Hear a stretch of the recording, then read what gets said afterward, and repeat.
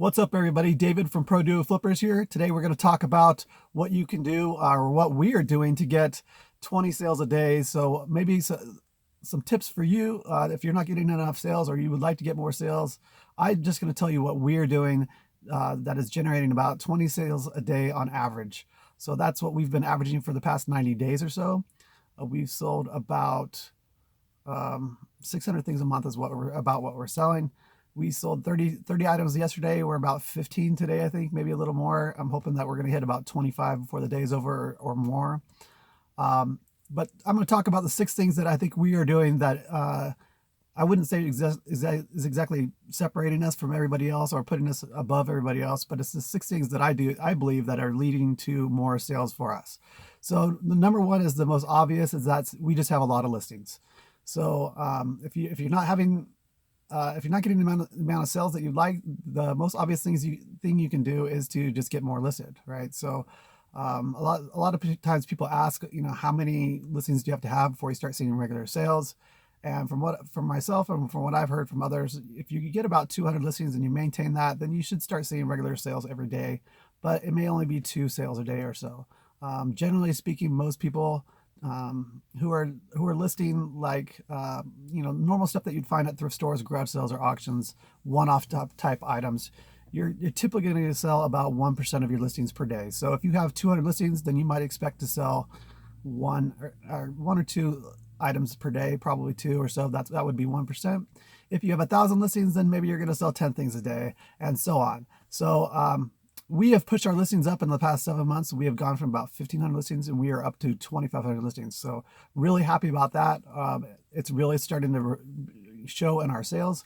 And so, like I said, we are averaging about 20 sales a day or so, even though we have 2,500 listings. So we probably could eliminate some of those listings. Not all of them are great listings. Over the years, we've had some stuff that's just not selling or just sitting there and not selling, not turning over or whatever. So number one, we're going to talk about 6 things here that we are doing. Number one is just get more listed. So like I said, we wanted more sales. So we went from 1,500 listings to 2,500 listings, and we're going to keep going. We're probably looking at getting towards 3,000 or so by early spring or so. And probably won't stop there. I'm thinking maybe 3,500. I feel like we could probably do that without working more than a normal amount of work hours or without hiring anybody. So it is just the 2 of us, my wife and I. So number one, get more listings, right? Number 2, when you're listing, I would suggest, if you want to sell stuff faster, be competitive with your pricing. So don't try to just sell it for the absolute most that somebody else has sold it for. You can do that, but don't expect things to sell fast. So in this business, you don't really need stuff to sell for the absolute most possible. You just need them to sell for a good amount of profit. So that's one thing that I do, is I tend to be I would say just below average maybe. So I don't typically, it depends on the item and how rare it is or how many others are listed and etc. But basically, the more competitive I am, the closer I am to being the cheapest. The more listings that there are, so the more competition there is for that item. So if there's 20 or 30 of the same exact thing that I'm listing, then I'm going to be down more towards the cheapest. If there's only one or maybe no others, then I'm going to be more towards the higher end of what it could sell for or what it has sold for in the past. And if you want to know what it sold for in the past 90 days, you just check regular searches of solds. And if you want to know longer than that, then you go to Therapy from Seller Hub and you can look back a year and see what it sold for. So that's 2. Number 2 is competitive pricing. So you don't want to price yourself out so that it takes forever or doesn't ever sell at all. So number 3 is something very easy to do. It's just 1-day handling. So I know a lot of people like to put 2 or 3-day handling because it gives them an extra time to get to the post office and get those packages off. But I would say that more and more people are expecting or wanting their things faster and faster these days. And now, especially this time of year, getting into 4th quarter, delivery is going to be slower anyway. So I would recommend getting that stuff shipped off same or next day if you can. I have always done, and since my wife's joined me, and that hasn't changed, we have always done 1-day handling. So typically, if you buy it by, let's say, 10 o'clock in the morning, it's going to go out the same day for us. Anytime after that, it's likely probably just going to go the next business day. So I would put 1-day handling. somebody might pass on you because if you have 2 or 3 day handling, it's going to show your estimated delivery date is going to be longer than somebody else's. So if they're looking to get in a hurry, that might be a reason they choose to buy from somebody else over you if you don't have a 1 day handling. So that's number 3, 1 day handling. Fourth thing is offer returns. I know some people don't believe in returns, but you're going to rule out a lot of customers if you don't offer returns at all. So I used to offer free returns, and I've done away with that just because emotionally I couldn't deal with the reasons or having no reason and buyers just wanting to return stuff and me having to pay for that return shipping. So I've done away with that. I now do 30-day returns. And like I said, there's a lot of people who won't even buy from you if you don't offer returns. So I recommend that. It's another easy thing to do, 30-day returns.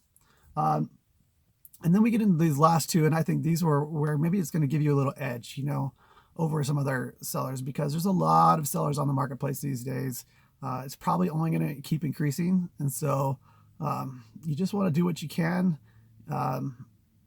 to get your fair share of sales, right? So these last two are just some strategies you can implement.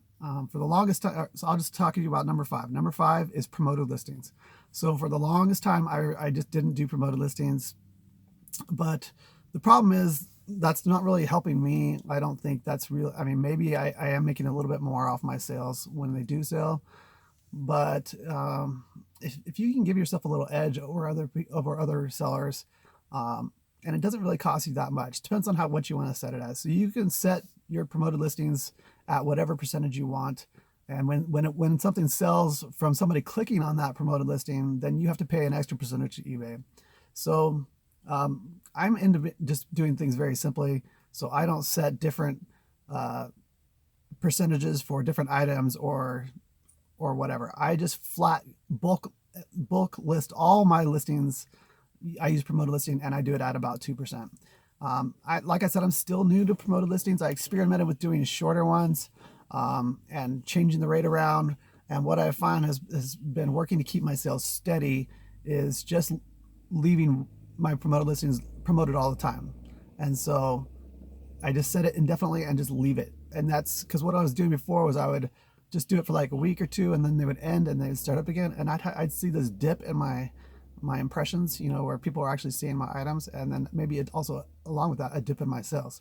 And so just leaving that set on an indefinite. I'll cancel it if I want to cancel it at some point, or if I want to change the percentage or whatever. But anyway, number 5, promoted listings, 2%. What that means is if you sell something for $10, you're going to pay like an extra 20 cents in fees. If you sell something for $100, you're going to pay an extra $2 in fees. But if you're selling something for $100, hopefully you're making a profit of $40, $50, something. $2 isn't going to make a big difference.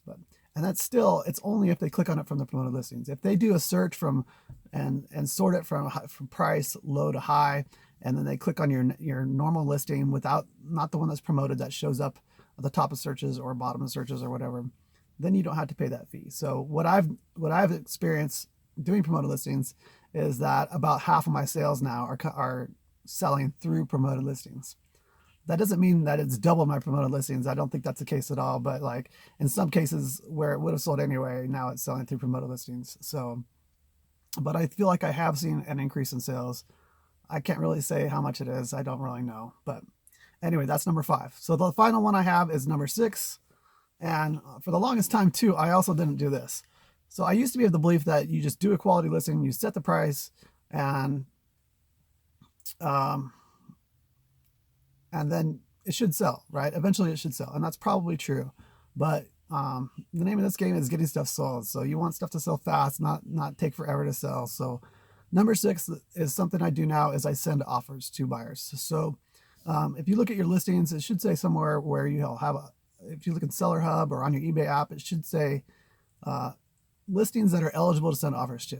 And that's what I'm talking about. So I will select those and individually go in and send offers to buyers. And what I will typically do is, like, if I'm asking $45 for something, I might send an offer of $40, something like that. So typically around 10%, give or take. The higher the price and the bigger profit I have built in, I might go a higher percentage, 15% or something.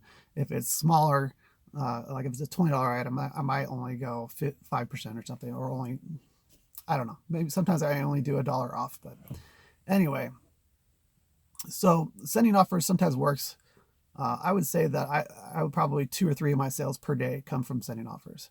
So you might send out 20 offers and you might get 1 sale, or you could get 2 or 3. It just depends. But and sometimes those are immediate. So as soon as you send an offer, they buy it because they're maybe were on the fence about buying it anyway, and which means they were watching it or something, and that's what triggers it to be eligible for sending an offer. I believe is if a buyer is watching it, or maybe they've looked at it a few times but aren't watching it, then eBay will allow you to send an offer to them.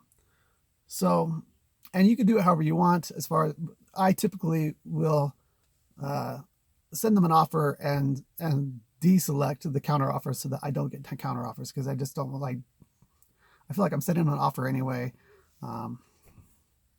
Anyway, that's how I do it. I don't accept counter offers, and they can still message me and ask for something else, and maybe I'll do something about it or not. But typically, I just send offers without allowing them to do counter offers. And anyway, so that's it. That's like 6 things that you can do if you're not already doing them already, that maybe will pretty easily, not without a lot of effort, will allow you to get some more sales. Obviously, the most effort is going to be the number 1, which is getting more listings up. But I'll just go through them again. So 1, get more listings up. The more listings you get up, the more you're going to have, more sales you're going to have. That's just the way it is. 2, be competitive with your pricing if you can. Give yourself the best chance of making the sale over other sellers. 3 is 1-day handling. That's probably the easiest one to do. It's just a matter of getting your packages out each day. You have to get them all done anyway, so you might as well just do them every day. That's how I do it. And then another one that's really easy is 30-day returns. Yes, you're going to have returns, but even if you don't accept returns, as you probably know, you're going to get returns anyway if the buyer says that it's damaged or it's not as described or whatever. eBay will still force that return, right? Number 5 is excuse me, promoted listings. You can experiment with this all you want. You can try. eBay has recommended percentages, but I wouldn't really go by that if you don't want to. They might have you recommending like 12% or something, but you can do whatever you want. If you have enough profit built in, why not? But anyway, like I said, I bulk edit all my listings and just do 2%. But do whatever you want, whatever you're comfortable with, whatever you want to try. And then the last one is send offers. So I think that you really just are targeting people that are on the fence, and that's kind of what happens. And then you send them an offer, and hopefully that pushes them one way or the other to buy or not to buy. So anyway, if you guys have any questions or comments, leave them in the comments below. I will respond to any questions you have. Check us out on Instagram too, Pro Duo Flippers there. As always, links in my description for selling guide if you're interested, or a spreadsheet if you're interested. I also have these hats that we made because I love wearing hats. I love selling hats. So we made these Flip Life hats. But anyway, I'll put a link in there too for that. Like I said, if you have any questions or comments, leave them below. If you can, subscribe, whatever you want to do. I hope you guys are having a great day, and hope you guys get up there and get your listings up so you can get more sales for fourth quarter right now. Things should start getting really busy right now. So thanks, guys.